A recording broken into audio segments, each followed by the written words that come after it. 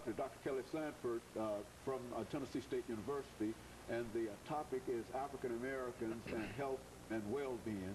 And we are especially concerned with the African American male in reference to this study that he's doing. And of course, Dr. Sanford, let's pick up where we left off the last time.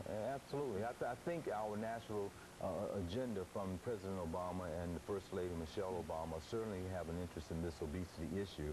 You may very well know that she has taken it on as one of her pet projects, and I think she's doing an excellent job at trying to inform the American public about this epidemic. And when we think in terms of his national health care plan, of course, just in general, it is indeed needed. But I think it also has a component in there of being preventive. And this would, of course, help save the American taxpayer if we could cut into that $170 to $200 billion a year type of a deficit just on issues related to health. So as I think in terms of this, looking back at the study, one of the theoretical models that we think will be very important in trying to help this particular group is to look at it from a diverse point of view, from a multifaceted point of view, to understand the social psychology of why people might have certain types of habits, bad habits, or addictions, such as overeating. Looking at it from a counseling point of view, we have a person that's in counseling psychology and in health.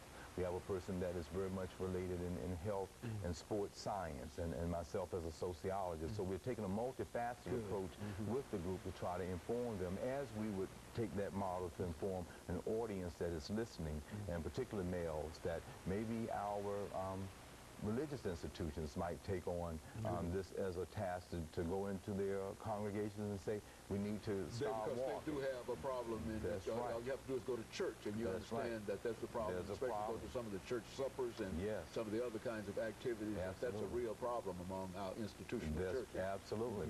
And to just observe it out in your everyday life. If you go to any place just to shop, you can just observe people who are, you just know they're just overweight, and we can do this simply by exercising and eating correctly.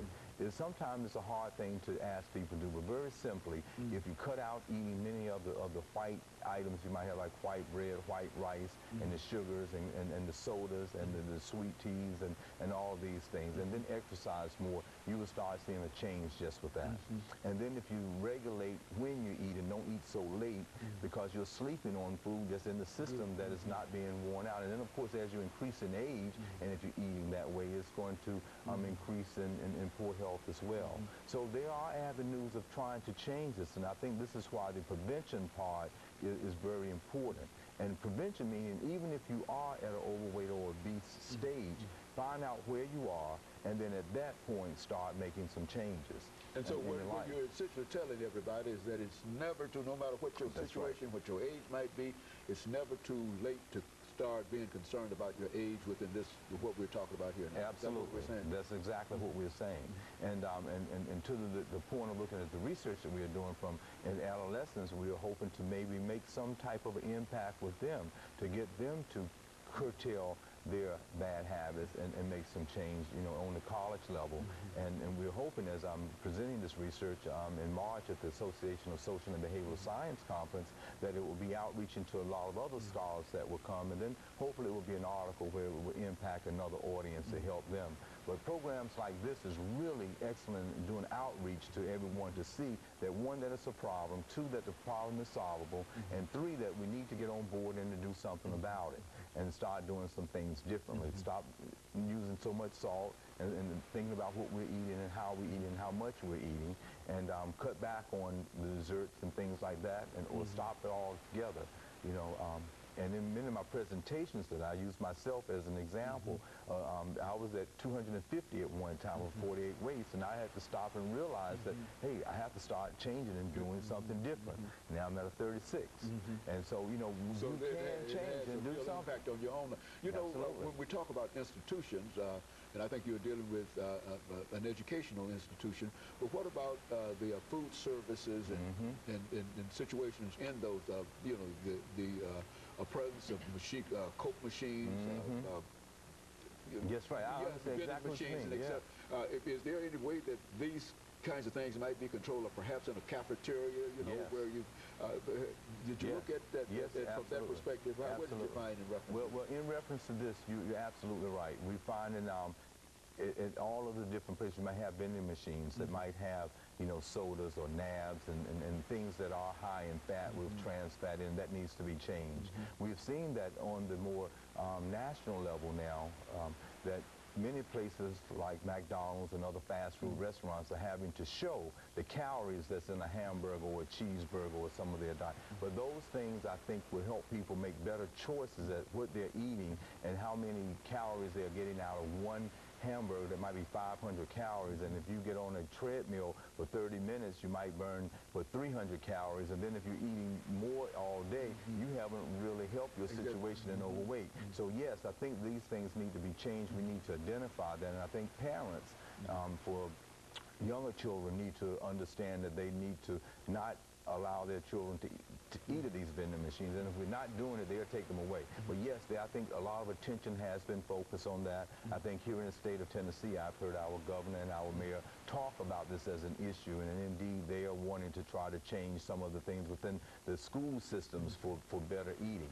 But it's not a school system problem. I want to be perfectly clear from a sociological point of view. It's a home problem, and we have to change what's going on at home. The kids that are on the bus going to school are not getting obese by being there because they've changed PE. It's at home, and what we're eating there and what we're not eating there correctly and what we're not doing is exercising. The data actually shares that if you see an obese child, about 50% of the time there's going to be one obese parent within that particular family. You see, so there's this endearing relationship that's going on that is causing the child to eat and overeat, and we're living in a sedentary society where instead of them exercising, they're playing with video games and doing those types of things rather than riding the bikes or running and climbing a tree or running up a hill having fun doing that. They're abstractly thinking they're improving on something by getting a higher score, sitting down at the television with video games. So this is one of the causal factors related to it. I tell you, and yes.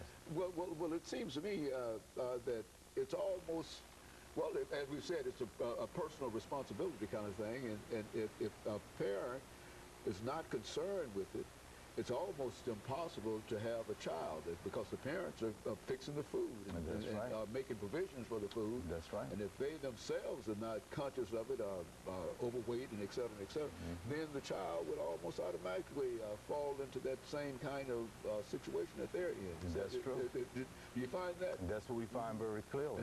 And then it's even much more difficult if you think about on the college level where I'm doing the research, because when people go back home for Thanksgiving, if I was able to change their attitudes about doing this, and they go home where grandma and mom and dad have cooked the Thanksgiving dinner, and how dare you think you're not going to eat some of this, who you think you are. So it's this intergenerational, that's right. Pies, the cakes, and the whole thing. It basically eliminates all of the efforts that you've made in that's right. trying to improve their So life. it's intergenerational, and so we really have to focus in on it, and everything eats in moderation. If you even at festive occasions, you might overdo it a little bit, but do it in moderation and be conscious of it, and then go out and take your walk after you've done it. Yes.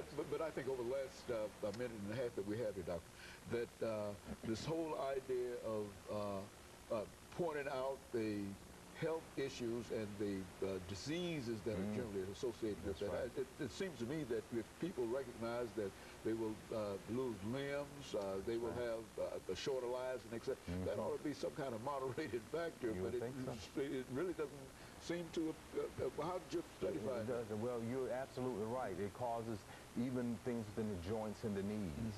It impacts that. But I would be remiss not to kind of reiterate a couple of items that we can do as a recommendation. One is to be very conscious of it, where we are on our BMIs, how much we're weighing. Education, where we are, and how we can do something about it. Exercise and diet is the formula of the day, and if we can get on board and start exercising and eating correctly, we can have an intervention into this problem. And so you're saying over the last 45 seconds that we need to do this, and we need to make it a national priority, and we need to do it. We need to do it all across the board, regardless of race, religion, or previous condition, and that it will help us from a national security point of view in order to do this. Is that what you're saying? I am absolutely saying that, and I would even bet you, if you think about those entering into the military, they're probably coming in out of shape, overweight, and they're probably having to turn people back there disproportionately. But I want to end by saying this is a disproportionate problem in the African-American community. When you look at all the chronic illnesses, it's still disproportionate within the African-American community in comparison to the majority group. And of course, let me thank you for bringing that excellent information. And let me encourage our audience to tune in again next week for another informative edition of Comments. Thank you, and